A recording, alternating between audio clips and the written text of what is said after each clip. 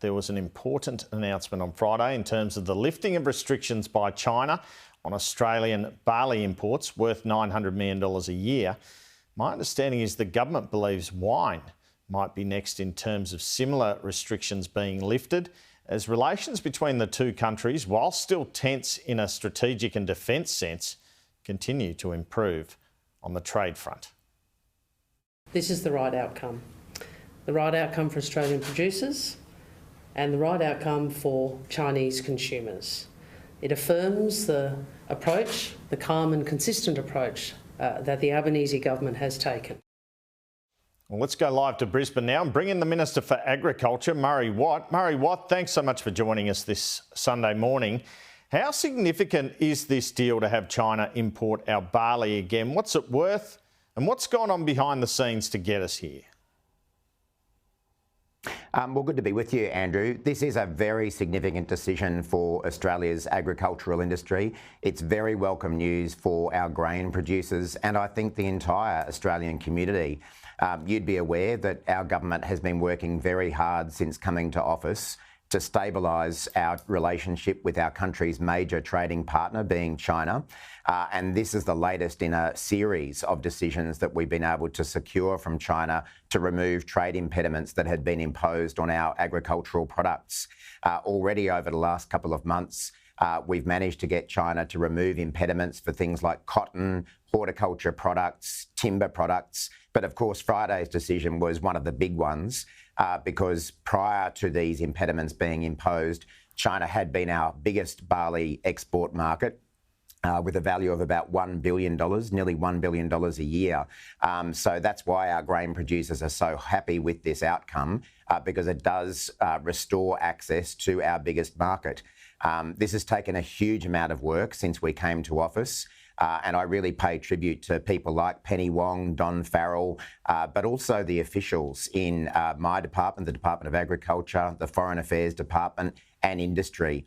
It has been a really united effort between government and industry, talking with the Chinese government, making advocacy representations. I think every minister from our government who's met with their Chinese counterpart has raised this issue. So it's a really fabulous outcome that was able to be announced on Friday. Are you hopeful sanctions around wine might be lifted next and other sanctions? Yeah, certainly. We definitely see this as a template for how we would like to resolve the issues that remain for wine. Again, China was our biggest export market for wine prior to the imposition of tariffs a couple of years ago, and the wine producers who I meet with on a regular basis in Australia are very keen to have this market reopened. We obviously brought action in the World Trade Organization to resolve the dispute, but we've always said that we would much prefer to resolve these sorts of trade disputes through dialogue.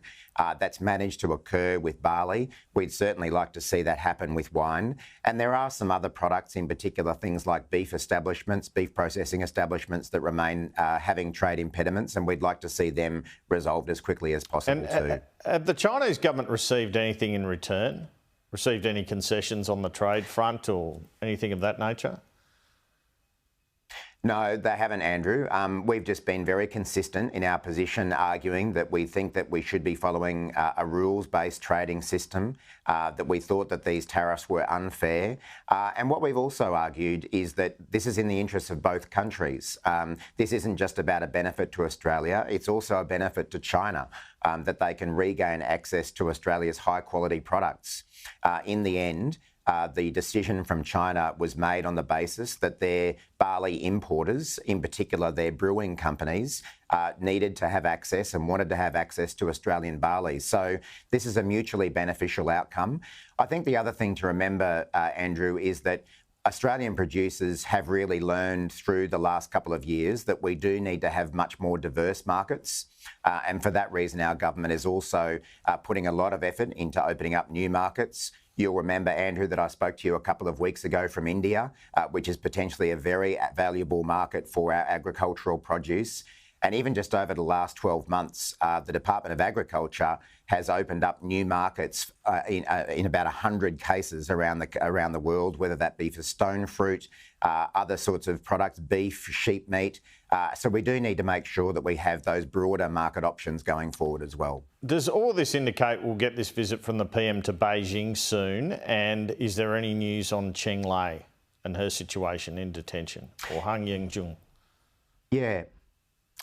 So in terms of the Prime Minister's visit, I mean, he has always said that it is his intention to visit China, and because, of course, that invitation has been issued. But we don't see this as a transactional thing. We don't see it as a you give us barley and we give you a prime ministerial visit.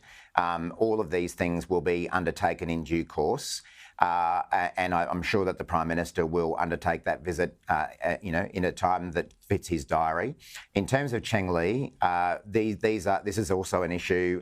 The Australians who are in detention in China is something that Penny Wong in particular, but other government officials have been making regular representations on. Unfortunately, at this stage, there hasn't been any movement at the Chinese end on this matter, but this is something that we'll keep making representations on.